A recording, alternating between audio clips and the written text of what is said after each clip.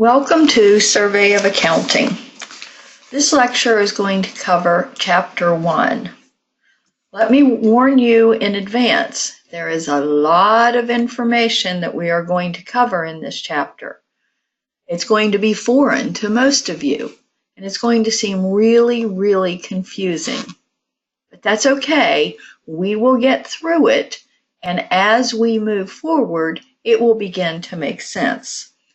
This chapter starts at the end of the accounting process and shows you what we are trying to achieve, and then in future chapters we'll go back to the beginning so that you see how we can get to the financial statements.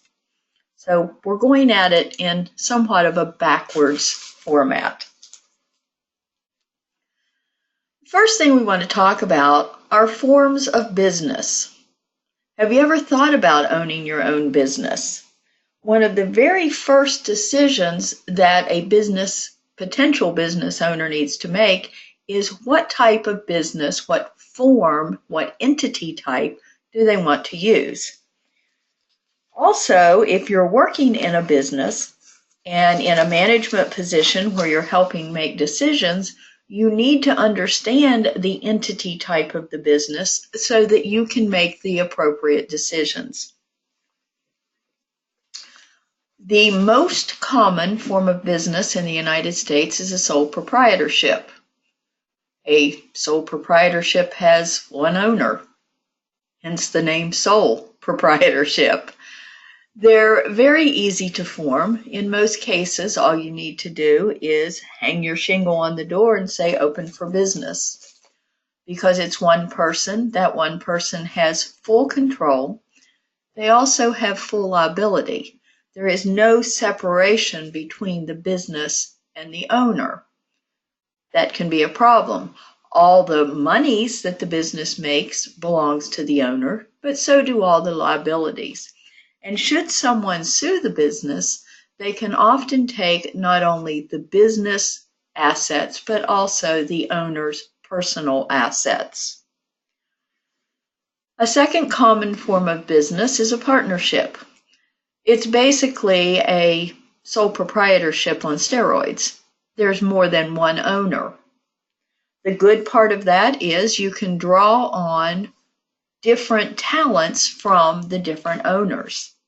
The downside of that is those different owners may have different ideas of how things should be done. Good and bad. Partnerships, depending on who you're in a partnership with and the things that you want to accomplish, partnerships can be a way to start. In addition, there's corporations. And we always seem to think of corporations as these great, huge companies. But I know a lot of corporations that have one single stockholder and they operate out of the basement of their home. Corporations are more difficult to form because there are legal processes that must happen depending on the state you live in. Corporations are owned by the stockholders or shareholders, as they're often called. And there is one piece of this that makes it so enticing for many business owners. There's no personal liability. The owners are completely separate from the business. The business is its own entity. It has its own tax ID number. The shareholders are completely different. Now you notice it also says here that it's easier to transfer ownership.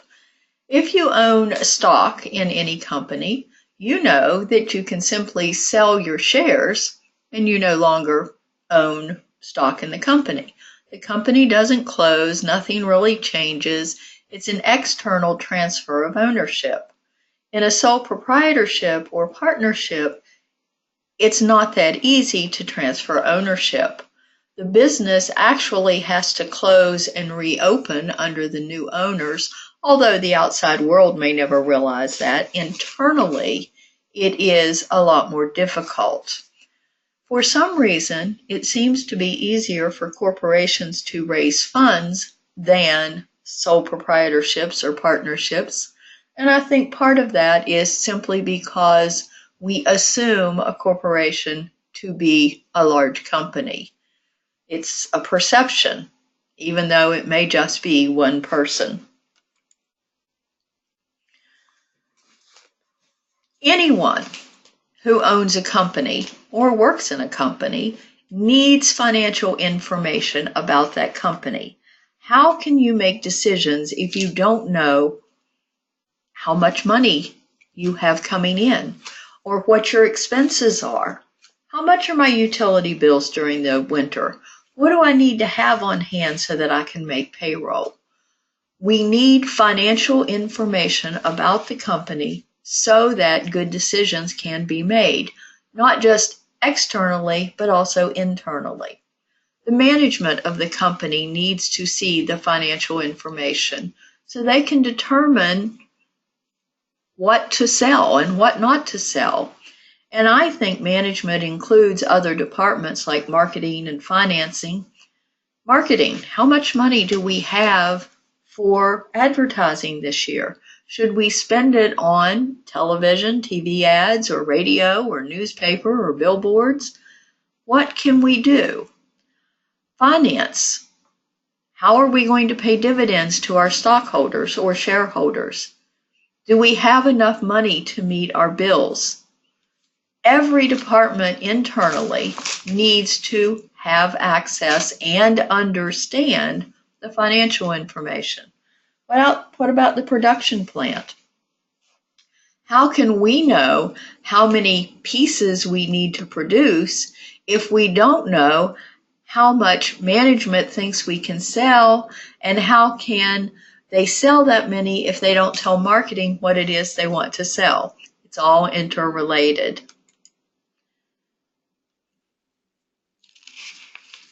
I believe we may have,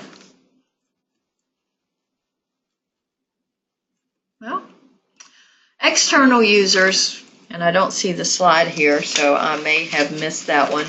External users also use financial information. Those external users are groups like IRS, PA Department of Revenue, taxing authorities need to see that financial information. Creditors, are these people worthy of having credit? Investors, do I really want to buy stock in that company? I need to know and understand their financial information. This is important, and I'm going to let you read through it. It's in your textbook as well as here.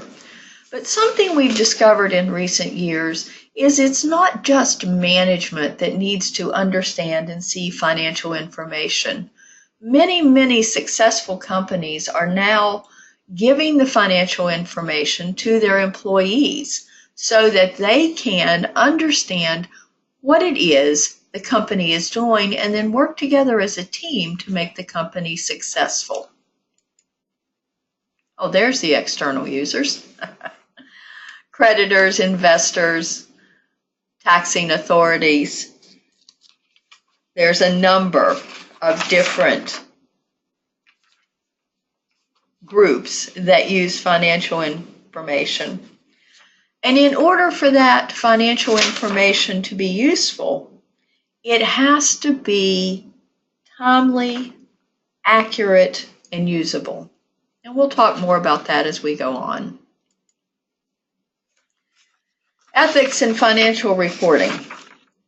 I like this. Recent financial scandals include, all of those financial scandals are from like 2001 and 2002. They're really no longer recent, but they were big. We have scandals today, but nothing that reaches the level of these particular scandals. And because of these, we now have the Sarbanes-Oxley Act, which requires publicly traded companies to do certain things, to have external audits, to have internal controls. There's regulations now in place to try to help prevent the scandals of the past. Solving an ethical dilemma. Have you ever been in an ethical dilemma? If you're like me and like most people, by the time you realize it's an ethical dilemma, you're pretty much in the middle of it. It's not often that we actually have the time to ask these questions and work it out. But when you can, and particularly in business, you can always have an eye out for potential ethical situations and have these steps on hand to help deal with it.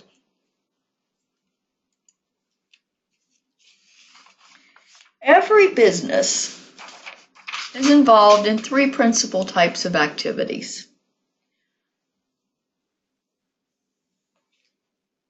The accounting system that we use will help us keep track of these activities and find ways to use the information from these activities to help the company as we move forward. First, let's talk about financing activities. We have to finance the company before we can have it up and running. You can't just open your doors with absolutely $0. Well, you can't even open your doors because how would you rent a place if you don't have some funds available? So before we even open the door, we need to perform some financing activities. And as the company moves forward and grows, we need to continue those financing activities. So how do we get funds into the company? Most initial startups, the funds come from your own bank account, your own pocket, your own credit cards, loans from friends, family, and anybody you can finagle into loaning you money. We borrow money.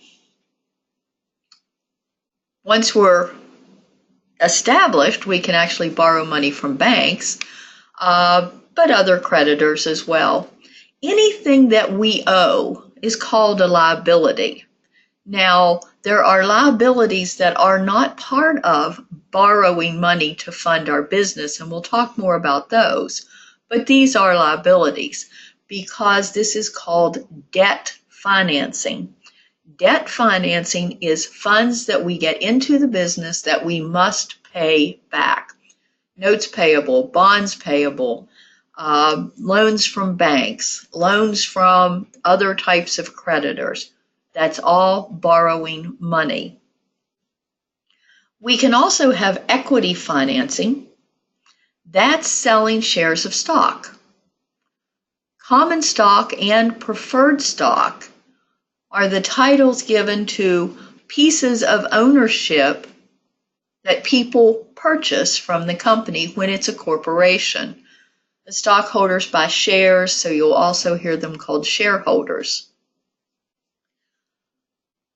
When a person purchases stock from the company does not have to pay them back for that stock. It's not debt financing. If they want to sell their stock, they can sell it to someone else. Now, people don't buy stock in a company just for fun. They buy it because they hope to see a return on their investment. Many companies will pay out part of the profits of the company to those stockholders, and those payments are called dividends. After we have funds in the company, we can use those funds to buy the resources that we need. For a startup, that may be the very basics. I need a desk and a file cabinet and a computer system. As you grow, those resources may be a new building, or I need to buy land so that I can expand.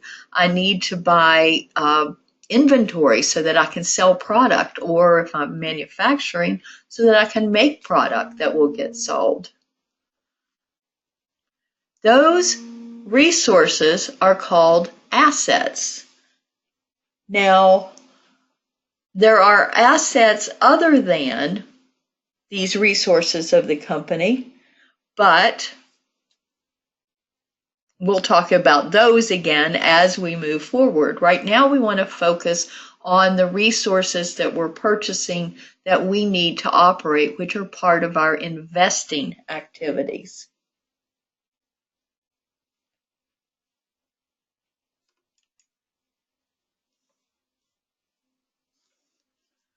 Now we can talk about operating activities. Operating activities are those things that we do that we're in business to do. Makes sense, doesn't it? Our operations. For my company, I am an accounting firm. Our operations include doing bookkeeping, accounting, taxes, and payroll, among some other things. That's my operations. The money that I make from doing the things I'm in business to do are called revenues. Revenues can be called other titles. It can be called income or sales or service. Remember one thing, don't get caught up in specific words because you may see it somewhat differently depending on what company you're looking at. For instance, wages may be called wages, might be called salary, might be called something else, employee payroll expenses. Don't get caught up on specific words, understand concepts such as revenues. Other things that are part of our operating activities, of course, is our inventory. All the items that we need to spend so that we can do our business, the cost of doing business, payroll, insurance, rent, utilities, and liabilities that arise from those. After we get all of that information in, sounds like a lot, doesn't it? And it is. But once we have all that information in, we can look at a period of time and say, oh, wow, our income, our revenue for the month of January was this much, and our expenses were this much. Wow, I had a net income for the month. The difference between revenue minus expenses. Or, oops, I had a loss for the month. My expenses were more than my revenues. And at this point, we're not going to say anything is good or bad. We're simply looking at information. So let's look at these. What might be an asset? What might be a revenue? So the cost of renting property, that would be an expense. We purchased a truck. Now that one takes a little bit of thinking. Because buying a truck, well, that's an expense because we're using it to do the operations of a business. But that truck is going to last a long time. And we'll talk about this more. This is really more information than we need at this point, but let me mention it, and then as we move forward, it will be explained in better detail. Truck purchase is actually an asset of the company because it's an item that's going to last longer than 1 year. It's not going to be used up immediately. So that's an asset. A notes payable. Well, that's something that we owe, and anything that we owe is a liability. Issuance of ownership shares. Now, this is one of those where I don't want you to get caught up on the words. Before we've talked about buying stock. Issuance of ownership shares is the same thing as buying stock. Because when you buy stock, you're buying shares of the company. So those are sort of interchangeable. Amount earned from providing service. Well, the money that we make from doing what it is we're in business to do is revenue. Amount owed to suppliers. This would be a liability. Companies prepare 4 financial statements. Those financial statements are called the income statement, retained earnings statement, balance sheet, and statement of cash flow. The income statement can also be called a profit and loss statement. Again, understand the concepts. Now, we in the United States operate under GAAP, where the rest of the world operates under the International Financial Reporting Standards. These four financial statements have the same titles, although they're prepared slightly differently in the international format. So let's look at an income statement. An income statement is the report of the operations of a company for a specific period of time, 1 month, 1 quarter, 1 year. We already talked about net income and net loss, but you can see here the format. The title includes the company name, the title of the income statement, as well as the date.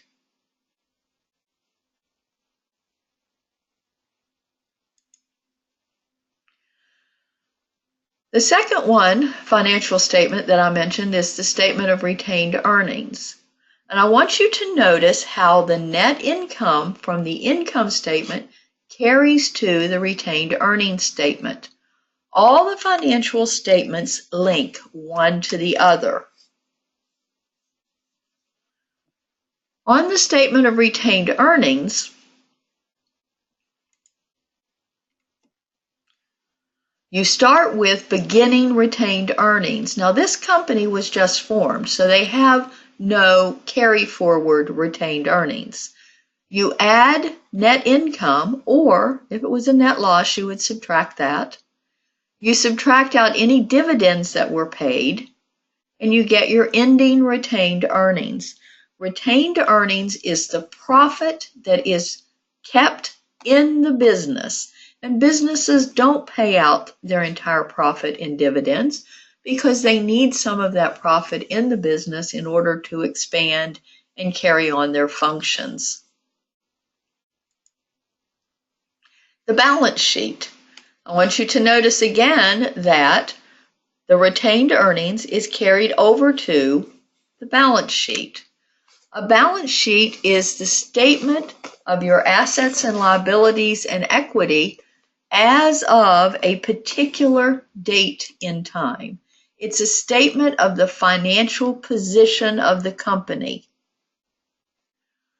This is where we'll introduce the accounting equation, assets equal liability plus stockholders' equity. I want you to notice it is called a balance sheet because total assets, $21,910, equals liabilities plus equity of $21,910. This is as of a particular period in time.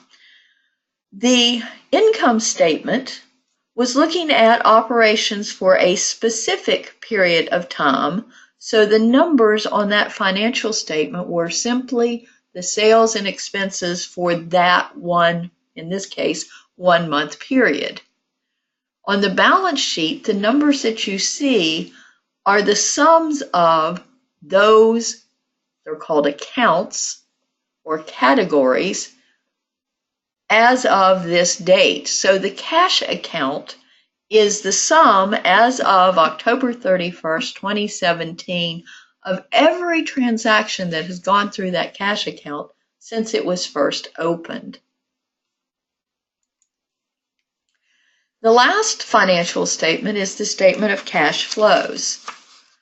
I want you to notice now the cash dollar amount is not carried to the statement of cash flows. It should equal what we determine on the statement of cash flows. This is where that operating, investing, and financing activities truly comes into play. This is where we look to see what our cash flow was from just our operations.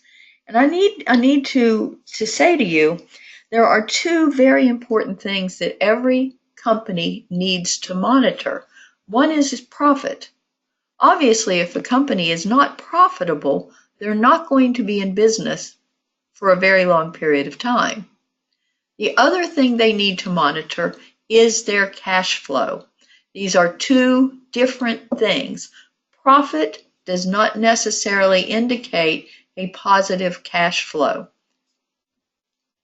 So this statement is as equally important as your income statement. The second section is your investing activities, and that almost always is going to be a negative cash flow because we're buying things. Our cash is going out. Cash flow from financing activities. Are we receiving money because we've sold stock? Did we get a loan? Those things go there. And you can see that at the very end, as we sum those items, we have the same dollar figure as our cash at the end of the period.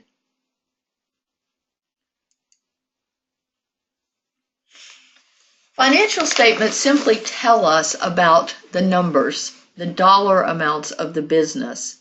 It doesn't take into account the social and other aspects of a business.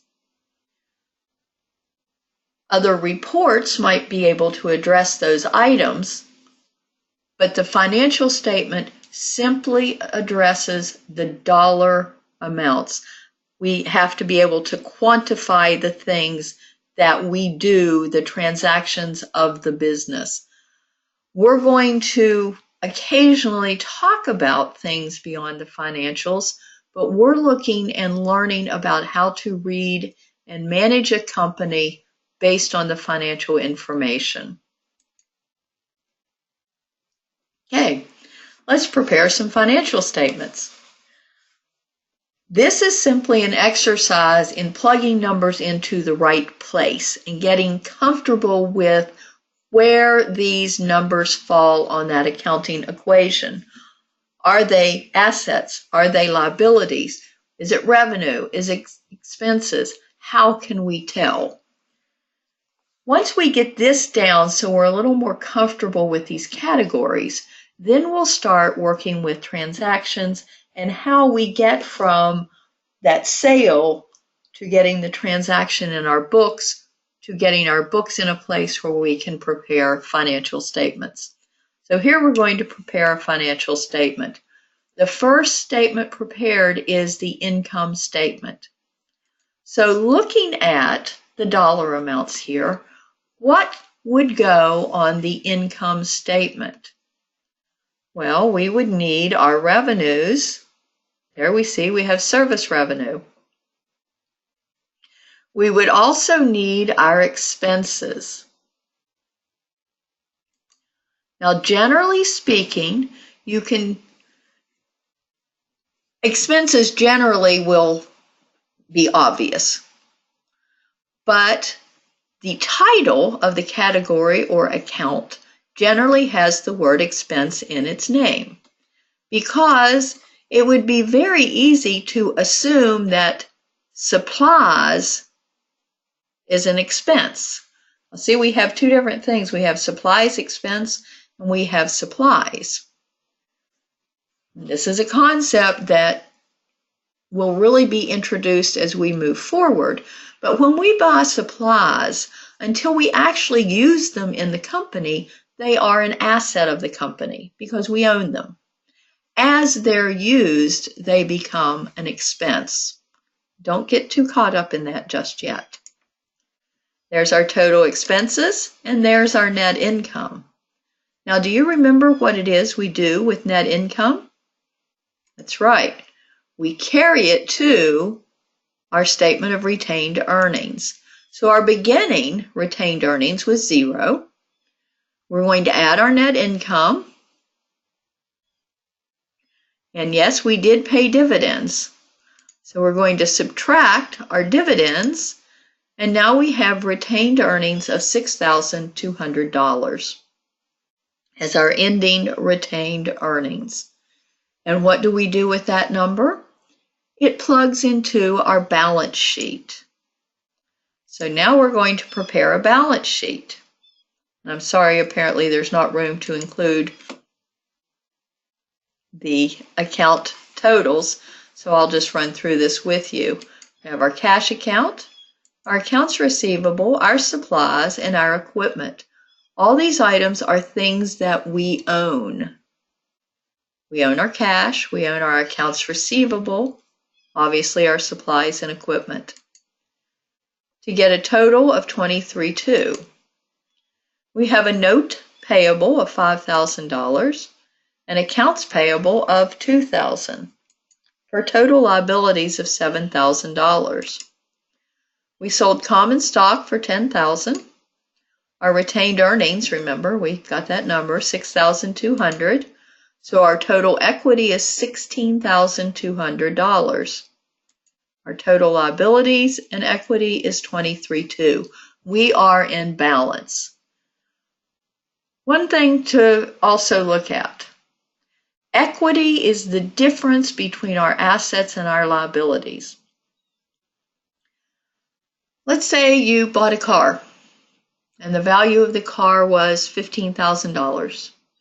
You took out a loan to buy the car for $10,000. Your equity in the car is $5,000. The difference between the value, $15,000, and the liability, $10,000, is your equity. Publicly traded companies not only prepare financial statements, they also must present these to their stockholders in the form of an annual report. That report contains not only the financial statements, but also some additional information, because simply looking at reports with numbers doesn't tell most people a whole lot. So the annual reports include things like management discussion and analysis, notes, and an auditor's report. The MD&A talks about the company, where it's come from, what it's doing, what the actual money position of the company in. Can it pay the things it needs to pay? What trends are out there? What are we planning for the future? How are we going to manage the company during the current economic crisis? Or how are we going to manage the company during the current economic upturn that is just sweeping the country? Those are the things that stockholders want to hear, because they want to know if they should continue owning the stock of that company.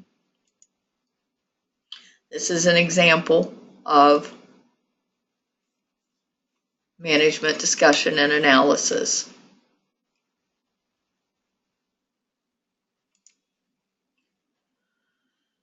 They also provide notes, because sometimes you need to explain why we did certain things, or what was the methods by which we did certain things. So you provide notes so that the stockholders, as well as other investors and creditors, can understand why you are doing particular things within the company. It's a chance to give additional detail. An auditor's report. Publicly traded companies are required to have an external audit to determine that the company is being run in accordance with the standards of accounting. So the auditor provides an opinion, and this must be done by a CPA.